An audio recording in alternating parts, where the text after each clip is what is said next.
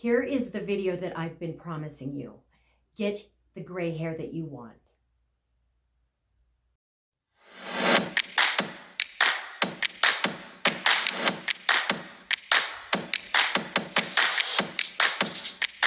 Okay, so for those of you that are still afraid of going gray, you're worried that it's going to make you look older, or you're worried that once it starts growing out, you're not going to like it. This video is hopefully going to show you that there's ways that you can adjust your look. So I know for me personally, I do enjoy doing different things with my hair. And we all know what kind of commitment it is to actually grow out your grays. It's very, very time consuming, and it takes a lot of patience. So let's say you go through that whole process and then your hair isn't coming out the way you want it, and you're supposed to just accept it that way. That would be a really hard sell. So I'm going to go over a few techniques here today that will address some of those issues. So the first one is going to be, let's say you start noticing that you're a lot whiter than you're ready for.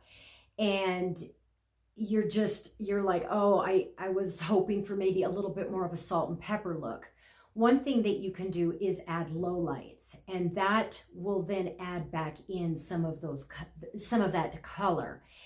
And they do it in such a way that it's not on your demarcation line. It's underneath, so it's concealed. So this method is a very, very low maintenance thing to have done to your hair. You put them in, and basically they'll stay in your hair until they grow out. And yes, they would be using a permanent dye. So that would stay in there. It's not something that would be washing out or that sort of thing. But you want that color there.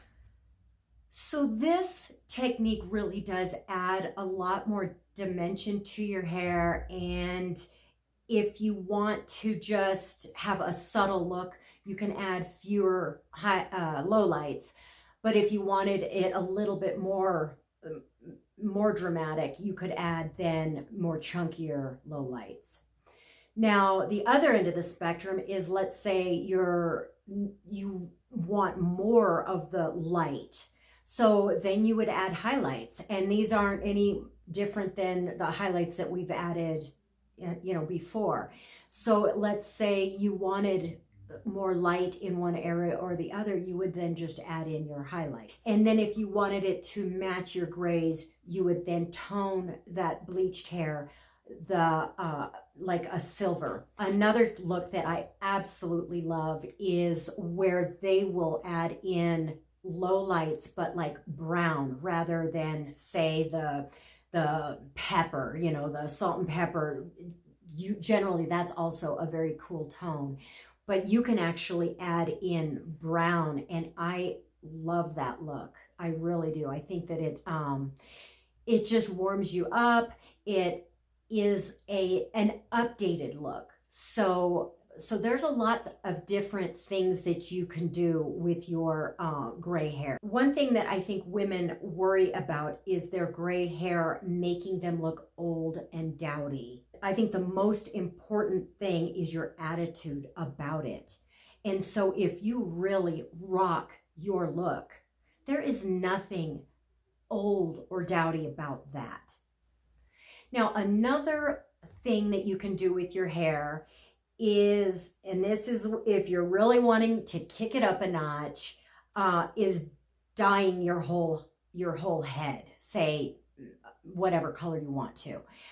The semi-permanent, and that's what I'm recommending here, definitely, they come in any color you want. So let's say it's for an occasion or whatever.